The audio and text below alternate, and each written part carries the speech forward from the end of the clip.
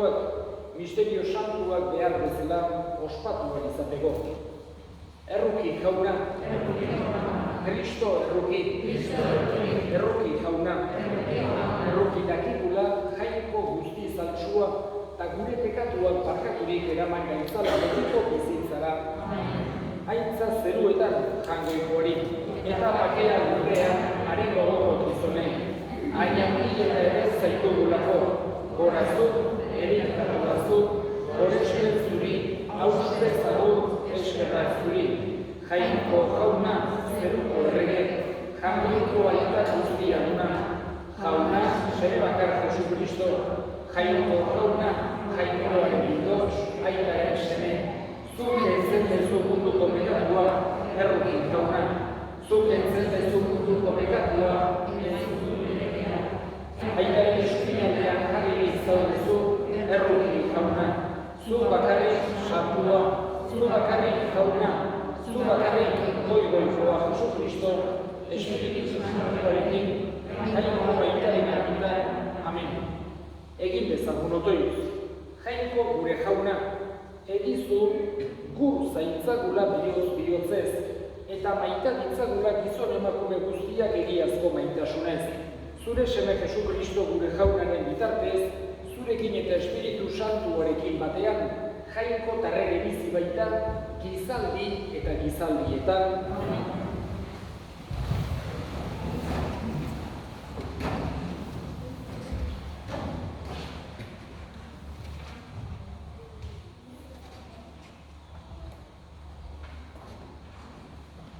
Lectura del libro del Deuteronomio. Habló Moisés al pueblo diciendo: El Señor tu Dios te suscitará un profeta como yo, de entre tus hermanos. A él le escucharéis. Es lo que pediste al Señor tu Dios en el Horeb, el día de la asamblea. No quiero volver a escuchar la voz del Señor mi Dios, ni quiero ver más ese terrible incendio. No quiero morir. El Señor me respondió: Tienen razón. Suscitaré un profeta de entre sus hermanos como tú. Pondré mis palabras en su boca y les dirá lo que yo le mando. A quien no escuche las palabras que pronuncie en mi nombre, yo le pediré cuentas. Y el profeta que tenga la arrogancia de decir en mi nombre lo que yo no le haya mandado, o hable en nombre de dioses extranjeros, es reo de muerte. Palabra de Dios.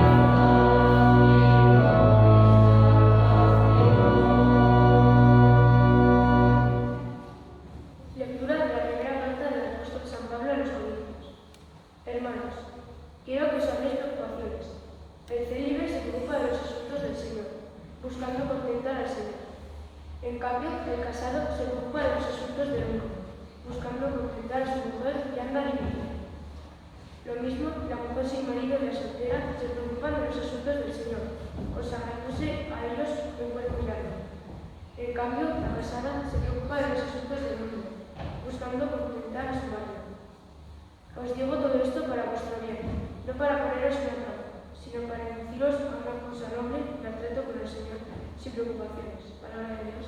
Alabamos al Señor. Aleluya.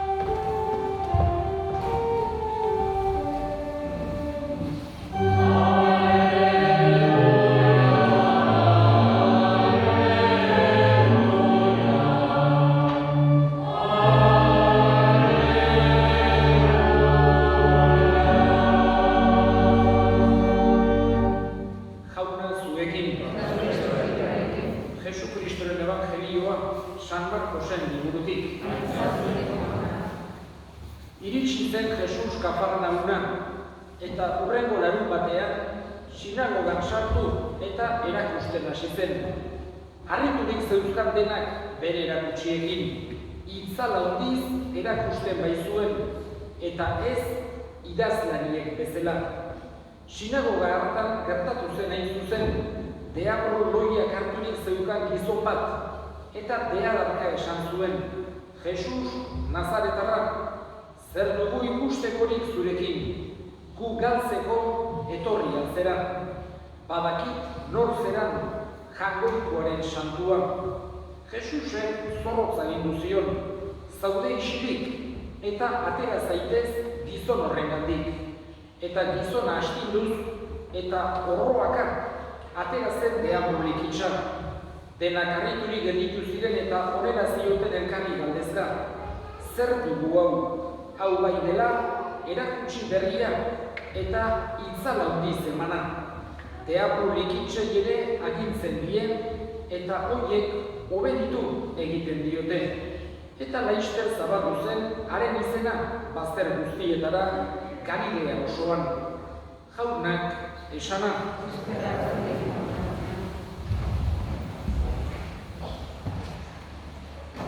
Gaurko ebangelio honetan entzun berri dugu San Markosek bere ebangelioan aipatzen du lehenengo miraria. Normalean, lehenengo miraria konsideratzen da, gutxi gora bera kronologikoki ikusita, egia da, evangelista bakoitzak gauza konkretu batzuk kontatzen dituela, eta kronologikoki ez dela erresa adieraztea zein den lehenengoa, edo nor aipatzen duen aurrenekoa. Baina normalen konsideratzen da San Juanek aipatzen duen Kanaango eztaietako miraria. Hau da, ura ardo bilakatu zuenekoa Jesusek. Baina esate baterako Markosek ez digu aipatzen mirari hori, eta berak aipatzen digun aurrenekoa gaurkoa da. Kafarnaungo sinagogan gertatutakoa, hain zuzen ere, deabrodun bat Jesusek libratu zuenekoa. Acabamos de escuchar este evangelio de San Marcos en el que nos narra el primer milagro que narra él, que narra San Marcos. Y yo citaría o diría tres cosas al respecto de este evangelio. La primera es como una realidad que aparece tantísimo, vamos a decir, en el evangelio, y es como la gente se quedaba asombrada de la autoridad con la que enseñaba Jesús. Esto aparece muchísimas veces. Y la autoridad de Jesús no era como la de los escribas y fariseos. No era porque tenía un lugar importante en la sociedad. No era porque era de una clase social poderosa. No era porque era de una familia de renombre o de fuerza económica. No era su autoridad por la fuerza militar, que pertenecía a un grupo de soldados, etc. Por ninguna de esas razones era la autoridad de Jesús. Y esto es lo que hacía que fuese más sorprendente esa autoridad tan grande que tenía. Nos está diciendo, esto sí, les decía la gente, ¿quién es este? Esta sí que es una enseñanza nueva y además dada con gran autoridad. La novedad del mensaje de Jesús, junto con su coherencia, le daba una fuerza muy grande como mensaje, a lo que unía, por un lado, su vida sencilla, su coherencia también con lo que enseñaba y, a la vez, su poder. Al final, porque con los hechos prodigiosos que hacía, mostraba que eso que estaba enseñando era verdadero, mostrando por un lado su bondad y por otro su poder. La segunda cosa que quisiera citar es una idea que aparece en varios lugares también del Evangelio y que se suele llamar el secreto mesiánico, en el que muchas veces aparece, sobre todo cuando aparece gente endemoniada, y le dice, tú eres el Salvador, o Jesús le dice, no digáis a nadie, estate callado.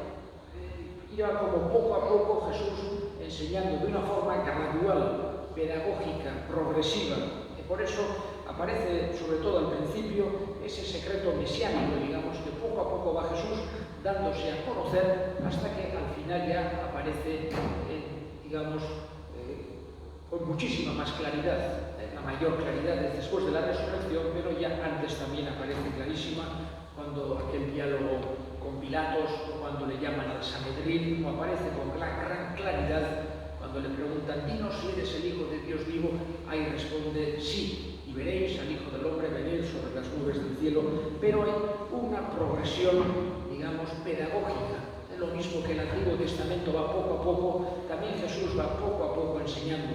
Y esto nos tiene que hacer entender también a nosotros que tanto en nuestra vida espiritual tenemos que ir poco a poco, como también en nuestro intento, vamos a decir, de compartir aquello que tenemos como evangelizadores, nunca, por supuesto, ni imponiendo, ni sintiéndonos más que nadie, pero sí intentando compartir aquello que hemos recibido como un gran tesoro. También tenemos que ir poco a poco, como lo hacía Jesús.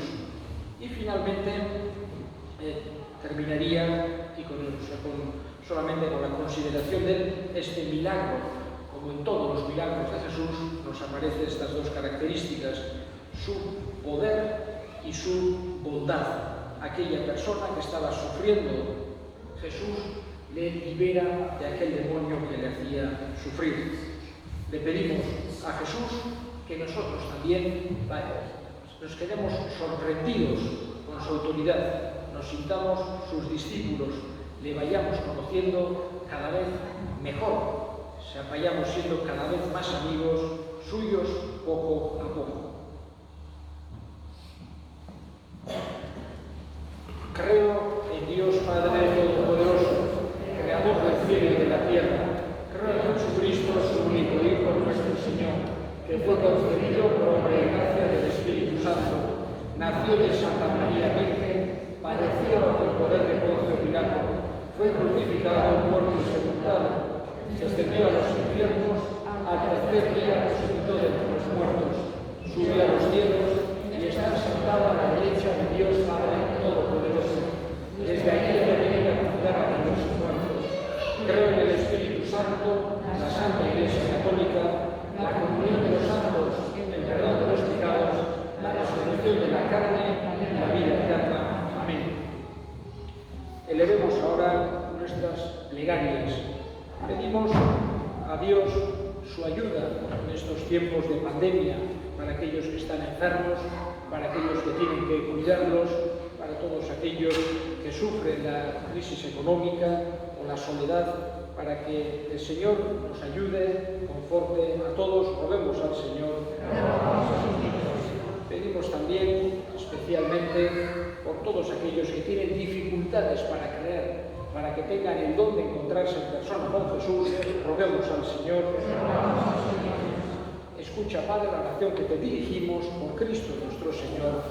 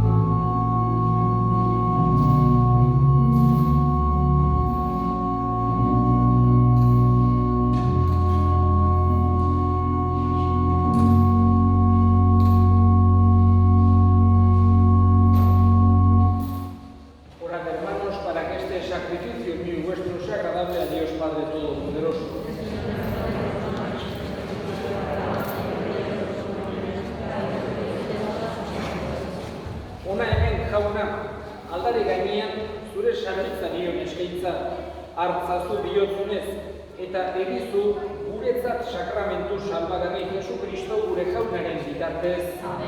Jauna zuekin, gora bihotzak, eskerrak jagoiko gure jaunari. Egokia bai eta zuzen, bidezko eta salbagarri, nor nahi eta beti guzturi eskerrak ematea, jauna, aita guztiz, santu, jangoiko alguztidun beti ereko horri, Jesu Kristo gure jaunaren bitartez. Galduaz egilen gizakia zerrukiturik, Virginiagatik jaio zen, gurutze agilik, betiko eriotzatik atera gaitu, eta hilen artetik pizturik, betiko biziaren jabe egin. Horregatik, aingeru eta goien geruekin, alme nagusitza eta zeruko talde guztiekin, zure aintzari goratzarre hau, beti eta beti abesten diogu.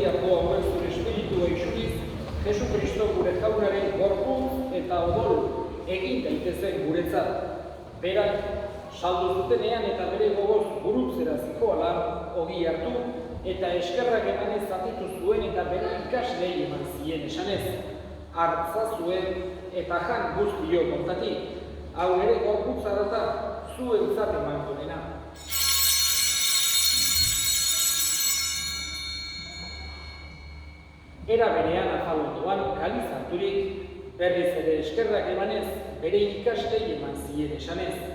Hartza zuen eta edan guztio kontatik, hau nere odolaren kaliza data, itun berri eta betikoaren odola, zuentzat eta askorentzat, bekatuak barkatzeko isuriko dena, egizue hau nere oleigarri.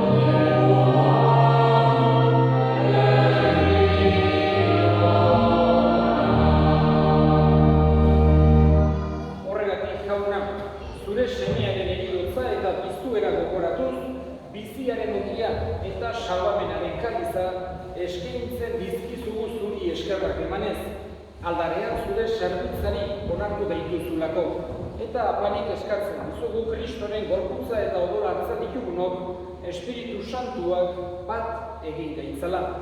Izango goan jauna, mundu guztian zabaldurik dagoen zure eliza. Eramazu nahitasun osora Frantzisko gure eta santuarekin. Frantzisko gure hartzaiarekin eta biz gizon guztiekin batean. Era berean izango goan jauna, bizteko itxaropenean joan diren gure senideak eta hildako guztiak ere. Arritzazu zure aurpegiaren argitan. Errugizak izkigu arren, guk guztiok betiko bizia iritsi dezagun, Jainkoaren ama Maria Virginia Doaksuarekin, haren senar Jose Santuarekin, apostolu santuekin eta gizati guztietan zure adiskide izan diren santuekin, haiekin batean gore zaitzagun, Jesu Kristo zure semearen bitartez. Honen bitartez, honekin eta honengan, zuri aita jangoiko alguztidun horri, Espiritu Santuarekin batean, ospeta aintza guztia, gizadi eta gizadi guztietan.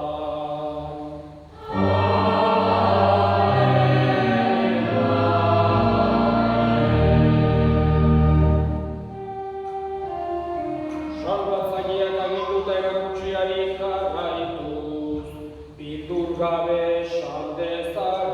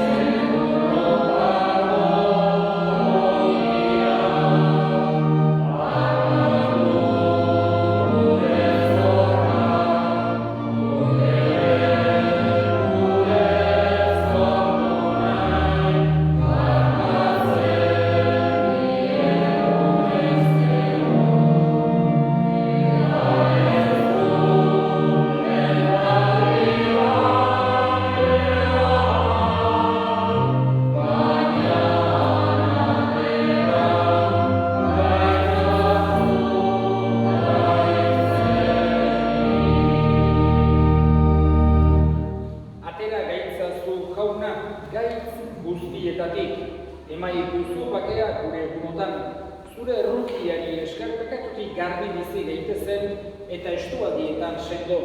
Betiko zorionaren itxaropenean Jesu Kristo gure salbatzailea, noiz etorriko den zain gaudela.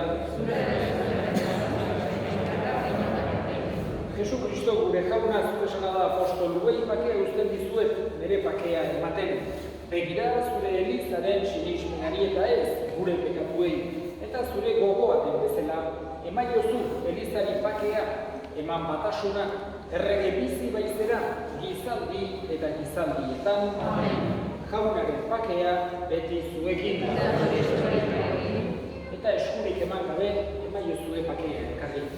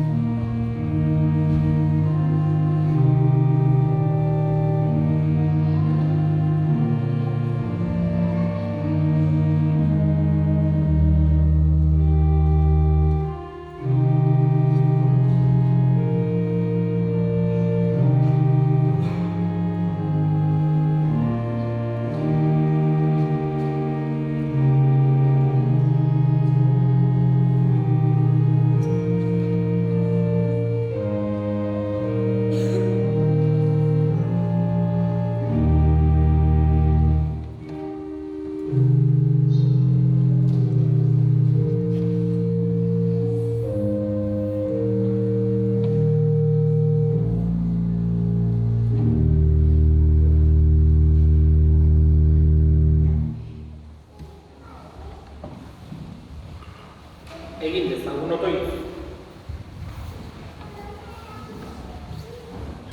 Indar berritu egin gaituzu jauna, gure erospeneko sakramentuaren bidez, egizu beti ereko salvamenaren janari honi esker, egin dezakula beti aurrera egiazko fedean, Jesu Kristo gure jaunaren bitartez. Ohar pare bat, un par de avisos. Esta semana son las celebraciones de la Candelaria y de San Blas. Como es habitual, tendrán lugar las respectivas bendiciones. El martes, que es la Candelaria, en la misa de las 6:30 de la tarde en el convento, se hará la bendición de las velas, y el día de San Blas, el miércoles, también a las 6:30 en el convento, se hará la bendición tradicional de los alimentos de San Blas. Jauna zuekin, bereka zaitzatela jainko guztialduna gaitak eta semeak eta Espiritu Santuak zoazte jaunaren batean.